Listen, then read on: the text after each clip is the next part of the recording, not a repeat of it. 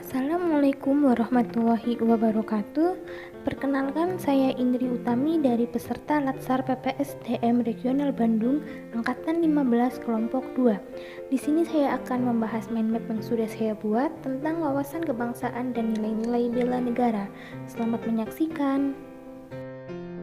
Ya, ini dia mind map wawasan kebangsaan dan nilai-nilai bela negara yang sudah saya buat. Di sini saya akan membahas mengenai wawasan kebangsaan terlebih dahulu. Yang pertama ada definisi. Adapun definisi dari wawasan kebangsaan adalah cara pandang yang dilandasi oleh kesadaran diri sebagai warga negara dari suatu negara akan diri dan lingkungannya dalam berbangsa dan bernegara. Yang kedua, ada sejarah dari berdirinya bangsa Indonesia.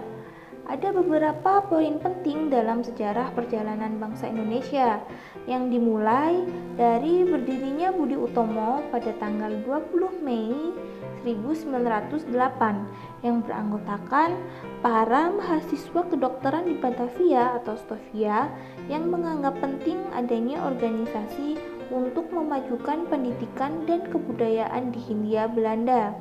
Yang kedua, ada Perhimpunan Indonesia.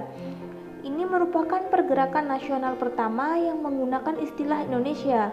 Bahkan, Perhimpunan Indonesia menjadi pelopor kemerdekaan Indonesia di kancah internasional.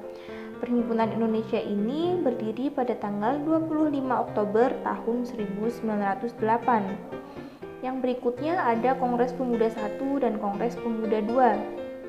Kongres Pemuda I dilaksanakan pada tanggal 30 April tahun 1926 dan Kongres Pemuda II dilaksanakan pada tanggal 28 Oktober tahun 1928. Yang berikutnya ada Badan Penyelidik Usaha-Usaha Persiapan Kemerdekaan Indonesia atau BPUPKI yang dibentuk pada tanggal 1 Maret tahun 1945. Dan poin penting sejarah dalam perjalanan bangsa Indonesia yang terakhir ada Panitia Persiapan Kemerdekaan Indonesia atau PPKI yang didirikan pada tanggal 7 Agustus tahun 1945. Berikutnya ada konsensus dasar, di mana setiap negara harus memiliki konsensus bersama untuk keberlangsungan negara itu sendiri.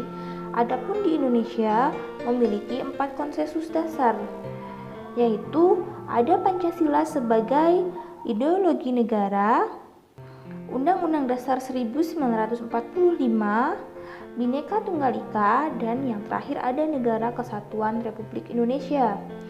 Selain konsensus dasar, suatu bangsa juga diperlukan memiliki identitas bangsa, di mana ini digunakan untuk membedakan negara Indonesia dengan negara lainnya. Adapun identitas bangsa yang pertama yaitu bendera Negara Kesatuan Republik Indonesia Sangsaka Merah Putih. Yang kedua, bahasa Indonesia sebagai bahasa resmi negara. Yang ketiga, Garuda Pancasila sebagai lambang negara. Dan yang terakhir, Indonesia Raya yang merupakan lagu kebangsaan Indonesia. Ya, itu tadi pemaparan mengenai wawasan kebangsaan. Selanjutnya, kita akan membahas mengenai nilai-nilai bela negara. Yang pertama, mengenai definisi dari nilai-nilai bela negara. Apa sih itu bela negara? Bela negara diartikan sebagai tekad, sikap, dan perilaku serta tindakan warga negara baik perseorangan maupun kolektif dalam menjaga kedaulatan negara, keutuhan wilayah, dan keselamatan bangsa dan negara.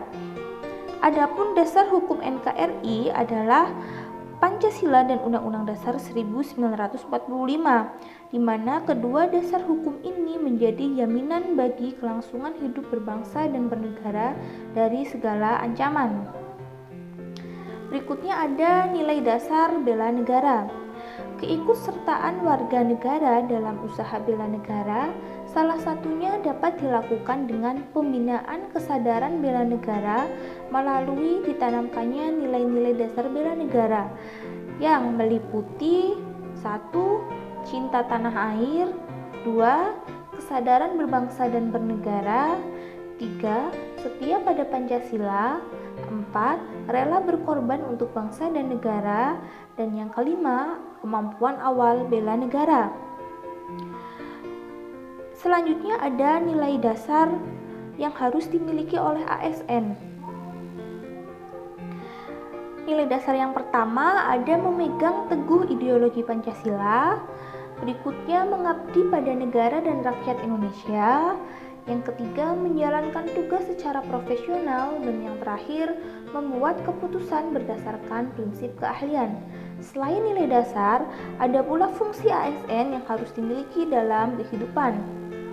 Adapun fungsi ASN yang pertama adalah pelaksana kebijakan publik. Untuk menjalankan fungsi ini, saya akan menjalankan tugas sebagai guru dengan sebaik-baiknya dan mengikuti aturan-aturan dari pimpinan.